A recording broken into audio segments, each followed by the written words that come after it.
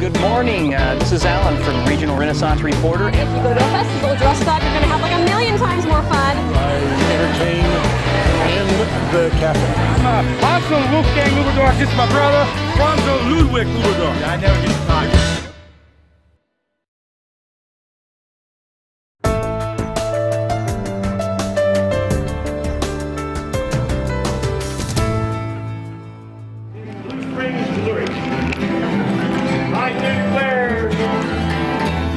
I was feeling rather windy, so I had her then and there.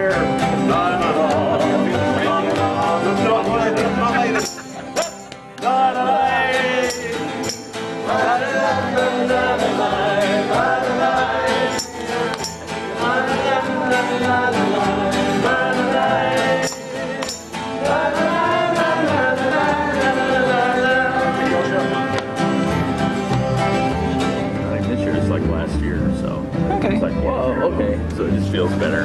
All right, well, It really does. tell our internet audience who you are.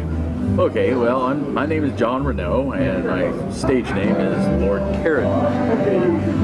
King's musician, the bard, and writer of songs and mirth and merriment, and things like that. Now, years ago, I ran into Kerridwynn at some small festival in Missouri, I believe. And so how long have you been doing this at Renaissance festivals? I believe that Sedalia, if I can say that, Sedalia, I believe, was my second Ren Fair. Okay, so when I met you then, you were just kind of coming into the scene. Really first got started. If you had a CD of mine at that time... And I do. Okay. It's worth a lot on eBay now, right? Yeah. No? Okay. That one, then that would have been actually within the first year that I came here. Okay. So that would have been after this. So it was in that first year for me. Yeah. Okay. Now, were you doing other types of performing before you got into the Renaissance circuit? I worked with Bob. Let's see. With Bob Annans and the Falconer. I worked with Falconery for a little while, but it wasn't anything. It was just more of a patron type thing that we helped out. It was just a lot of fun, and the music thing sort of came by accident. Well, that's a happy little accident. Now, you do a number of festivals, because I see you at like Kansas City, all kinds of places when I travel, and I see you popping up on stuff.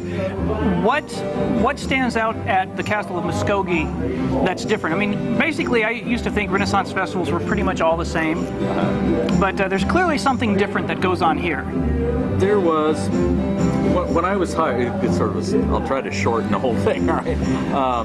I worked with the Falconer, and they had Boar's Head Feast was up here, and I one of the few people that actually play the lute. I know there's several. You actually have a lute? Yes. Wow, and it's on one of my CDs. I got several songs on. Anyway, so I brought the lute up. The Falconer told me to bring the lute up at Boar's Head. The King would appreciate it.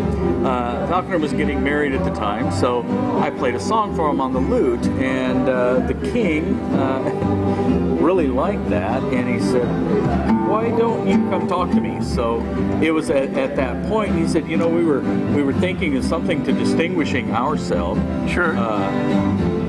So I went, okay, in what matter? It's just a song or something? He says, why not the song? He said we were trying to think of a song that encompasses everything that we can say goodbye to. So I said, all right, I'll need to feel, you need inspiration. So that year came around, so this was the end of the year, of course, November for Boar's Head Feast. So by the time May come around, I had gone to some of the academies, and I just got a feeling for the cast, and it was way different. There was just a lot of camaraderie, there was a lot of friendship, and the thing is, it was genuine. And that was the inspiration for the song Castleton's Goodbye. And I mean, even I had no idea at the time that it would become that much of a staple. I had thought, here we go, just play this song and enjoy it. So and this is the song that they were all playing and singing to us as we leave at the closing gate. The closing gate. And I can ask you, how did that make you feel? Did it sort of make you feel like it was? Well, the experience was really good. Everybody standing around. I felt like everybody was. It was just interesting. I felt a part of what was going on. And when I heard Castleton in the lyrics, I went, wait a minute. They're saying this is a custom song. Could you play a little bit of that? Can you do certainly. Let's see. You want singing with it, or? Yeah, go ahead and sing some lyrics for us.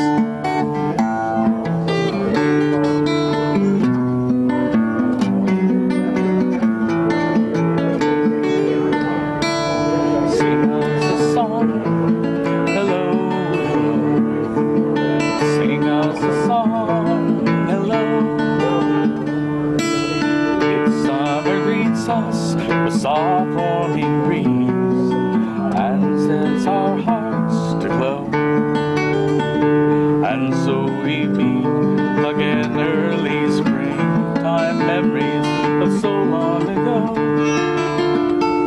Thanks to our God for our love and our lives, let the warmth of our love now show.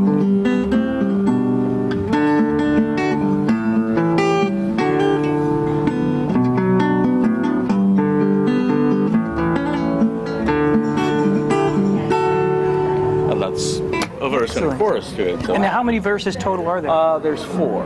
There's four, and each verse chronicles a particular time, like Boar's Head Feast, and the academies that come up. Sing Us a Song is the summertime. Winters, there's a passage about winter's farewell, which is by winter, and we're getting ready. So it chronicles the academies and the different seasons that come through. Well, that is very impressive. Well, thank you. Thank you. I don't really know that many events that I've been to ever in my region around Iowa that have their own closing gate song. Well, they can.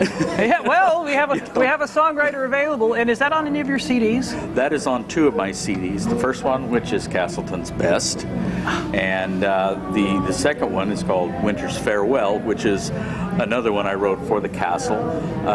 Henry VIII, I wrote one song for him called King's Lament. It's a very sad song, but it's very pretty.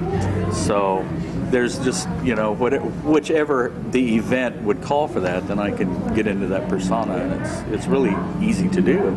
Excellent. Well, Well, easy for people with talent. No, it's you can do it. You get a feeling. You go a place and like here.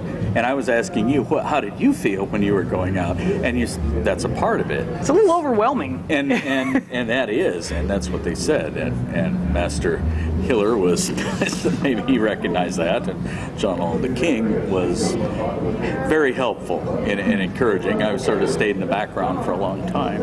Wow. So that sort of brought that out. And of course, it's good that we had talked a long time ago in Sedalia, because now you see it before, like a before and after of what's going on. It's like I met the guy that wrote the Castleton theme song years before they were famous. Well, Lexa, thank you very much for your time. Well, you're most welcome.